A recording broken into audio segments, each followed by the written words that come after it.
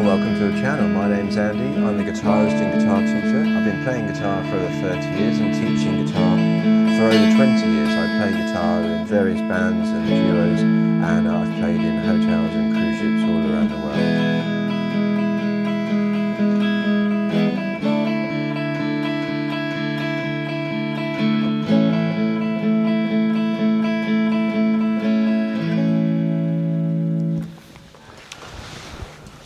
Hi, welcome to the channel. My name's Andy. Today's lesson is going to be on snow patrols chasing cars. It's a very simple song really. We can make it complicated or we can make it very simple. The basic structure of the song is A major for 2 bars, E major for 2 bars, D for 2 bars. We're going to do a slight variation. We're going to leave our second finger off. If you have it on, it actually sounds okay, but we're not going to use it for the main riff when we play the riff. And back to A for 2 bars, so 8 bars in total. If you listen to the record, there's lots of different guitar parts going on, and the main guitar part is playing this 2-note repetitive pattern, and it's outlining each chord.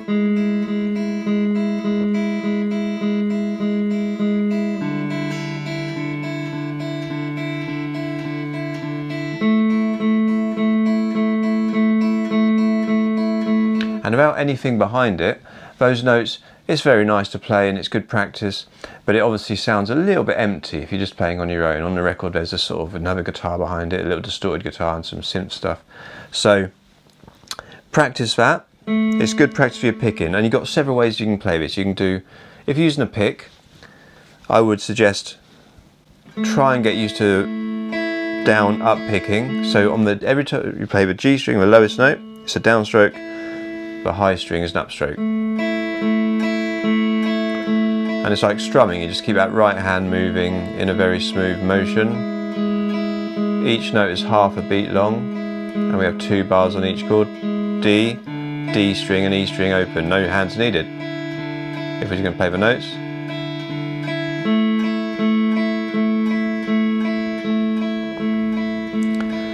So if you can get that, there's different ways of playing it. Use your pick. You could do all downstrokes.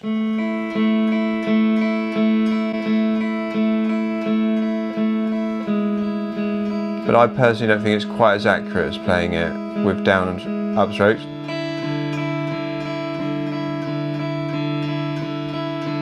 I find it much more accurate to play down, up, except when I'm talking.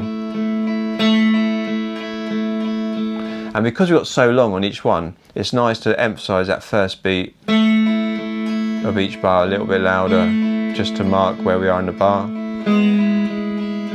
Just makes it sound more definite.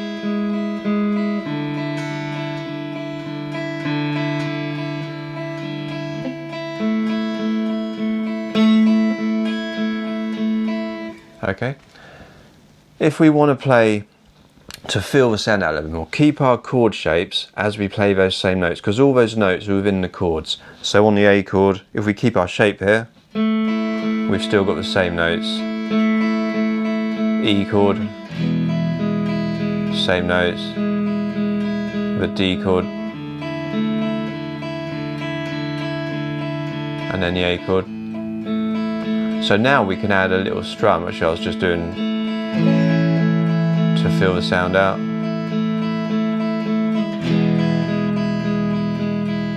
And it sounds much fuller, a much bigger sound. And try and let those notes ring out behind.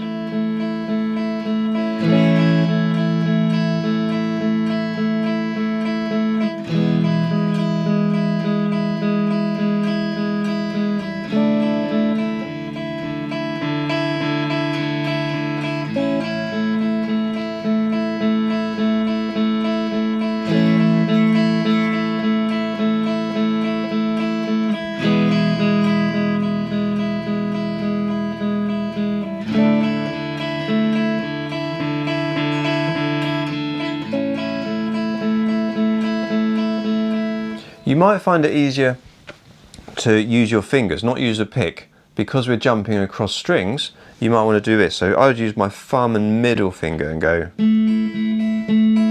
to pick those single notes. I mean, it's easy to feel where the strings are when you go to the D and E string together. And if we add the chord to that, we can strum our thumb.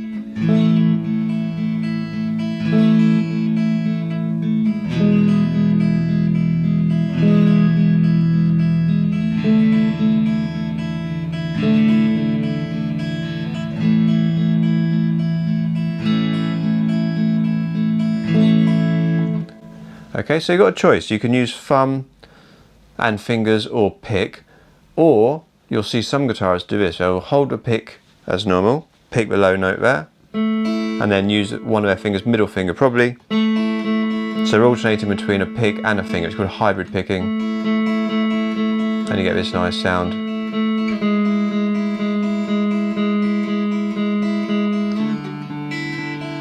So find what works for you.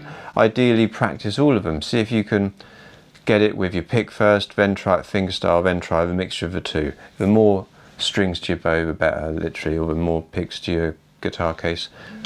So that's a few ways to do it. If you add the chord behind it really fills the sound out.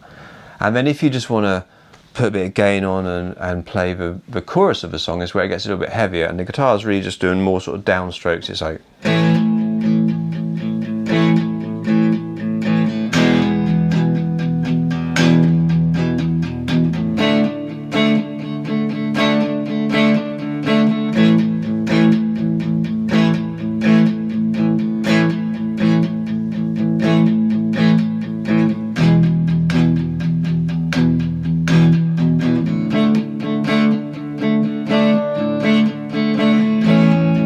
so here I'm putting a bit of palm muting on.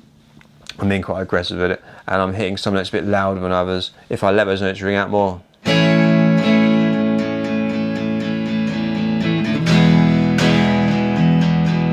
don't have to do constant. I can let some notes be long.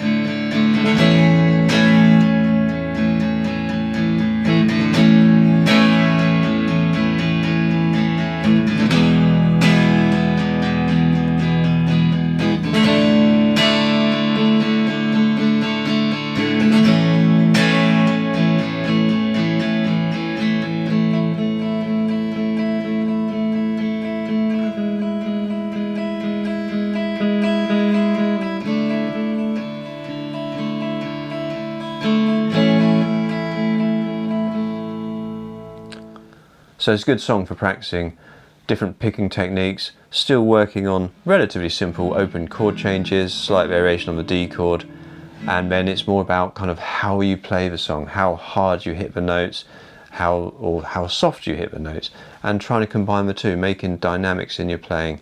You know, don't always want to rely on just turning the amp up or turning the distortion on. Have some control over how you play on the guitar as well, and it just makes it sound more interesting. You don't want to just play everything at the same volume all the time, because it just sounds a bit robotic. You want to be expressive, and some things are, you know, the big windmill strum, sometimes it's more gentle picking. So have fun with it. I hope you enjoy. I hope you've enjoyed this lesson. If you have, please like and subscribe, and I'll see you soon.